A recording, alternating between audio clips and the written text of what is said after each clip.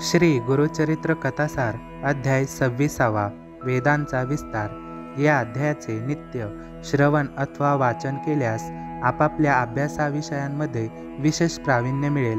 चला तर अशा या अध्यायाला सुरुवात करूया। श्री गणेशाय नमः। श्री गुरु त्या ब्राह्मणांना म्हणाले, द्विजवर्य, आम्ही चतुर्थ वेद जाणतो असा मोठेपणा करू नका, त्याचा काहीही उपयोग होणार नाही। वेद अनंत आहेत, प्रत्यक्ष ब्रह्मदेवही त्यांच्याविषयी अनभिज्ञ आहे। नारायणांनी व्यासरूपाने अवतार घेऊन त्यांची संहिता तयार केली, पण तेही पूर्ण वेदज्ञ नव्हते।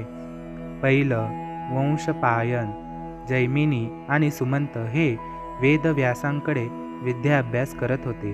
ते म्हणाले, गुरुदेव, आम्हाला सर्व वेद जाणून घेण्याची इच्छा आहे। तेव्हा त्यांनी उत्तर दिले, शिष्यांनो, वेदांचा महिमा अनंत आहे।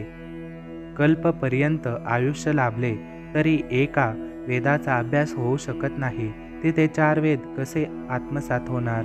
म्हणून व्यासांनी त्या शिष्यांना वेदांचे भाग वाटून दिले। पूर्वी भारद्वाज ऋषी वेदाभ्यास करत होते, पण अपेक्षित प्रगती होत नव्हती, म्हणून त्यांनी प्रदीर्घ तपश्चर्या केली। तेव्हा ब्रह्मदेव प्रसन्न झाले। ते म्हणाले, वस्त, तुम्हाला काय वरदान हवे आहे?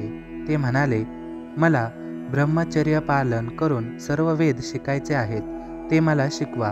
ब्रह्मदेव म्हणाले, वेद किती आहेत हे मीही सांगू शकत नाही, मग तुम्ही सर्व वेद कसे शिकणार? तुम्ही आपल्या शक्तीनुसार अभ्यास करा। ब्रह्मजींनी त्यांना वेदराशींचे 3 पर्वत दाखवले। ते पाहून ते भयभीत झाले। ते ब्रह्माजींना शरण गेले व म्हणाले, देवा, एवढे वेद मी कसे शिकणार?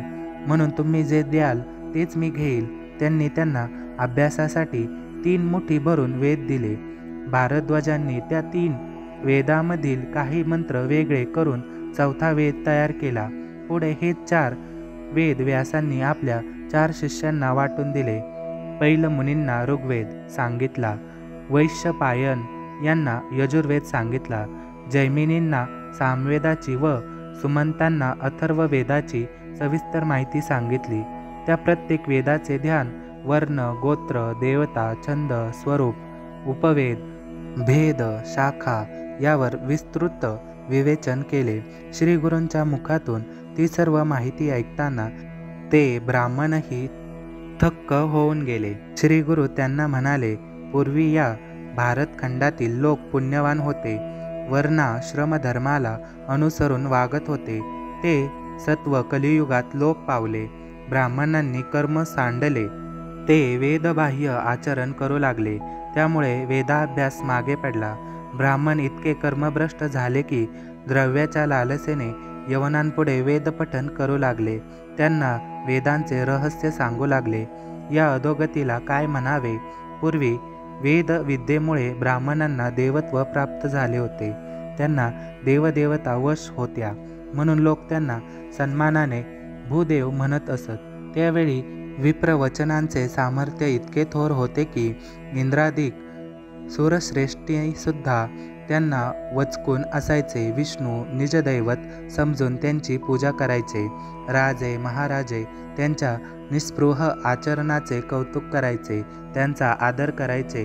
जग देवांच्या अधीन, देव मंत्राच्या अधीन, तर मंत्र ब्राह्मणांच्या अधीन अशी सत्यस्थिती होती। त्यांचे महात्म्य काय सांगावे? आज ती परिस्थिती नाही।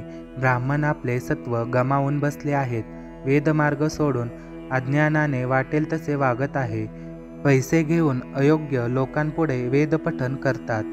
आपण वेदांना भ्रष्ट करत आहोत याचीही त्यांना कल्पना नाही।